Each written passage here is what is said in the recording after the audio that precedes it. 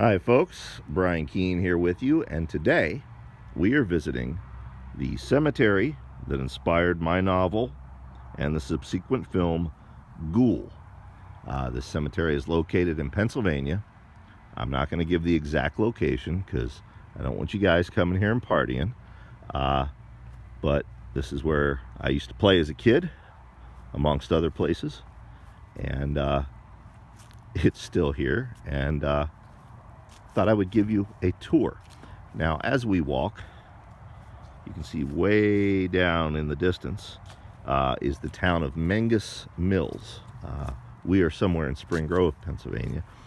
Mengus Mills, there used to be a flea market there when I was a kid. In the book, they talk about, riding their bikes to the flea market. That's the road over there.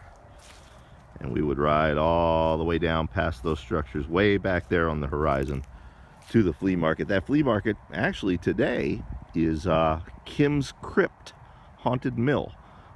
Very good haunt. I've known Kim since back in the days of Horrifying. So yeah, if you're ever in Central PA, if you're ever in Mengus Mills at Halloween, definitely check out Kim's Crypt. But yeah, here's the cemetery. So, little Brian and his friends back here riding their bikes around, building clubhouses. It has changed somewhat. This was far more tree-lined when I was a kid. They've cleared it out considerably. But that farm still remains. That farm was there back in the 70s when I was a kid. We should talk about that. The age of the characters in the novel's set in 1984. I was a teenager by then. I was a junior in high school, but I wanted to make the characters a little younger. This would have been the late 70s, early 80s when I was playing here. We're coming up on location of the dugout. That was our clubhouse. We built it exactly like it is in the book, exactly like it is in the movie. I've said elsewhere, walking on that movie set to the dugout that they had built, it was like somebody had reconstructed a part of my childhood, brick by brick, on a movie studio set. The dugout is not here. As I said, they've changed a lot. This used to all be tree lined, and they've cleared that out, but they've also bulldozed this area ahead. This is where the dugout used to be. The ground used to go a lot further that way, out in the field. It doesn't anymore. It's starting to rain on me while we're out here. This was where the dugout started, right about here, and ended up over here. In fact, you can still see part of it. I don't know how good you can see it, but that oil drum was a part of it. This pipe was a part of it, but basically, and this tree was not that big. Basically, we spent an entire summer digging this area out. We put planks down over, trap door. We had another trap door over there, and that was our clubhouse, much as it is described in the book, much as it appears in the movie. Something that's not in the book, but I used to have a camp over there in those woods. Now that was in the time frame that the book takes place. But as I said, I was a teenager by then. I was a junior in high school. Used to have a camp over there, and when the weather was nice, me and my buddies, we'd camp over there out in the woods, sometimes all weekend, until very carelessly one of us thought we had extinguished the fire from the night before.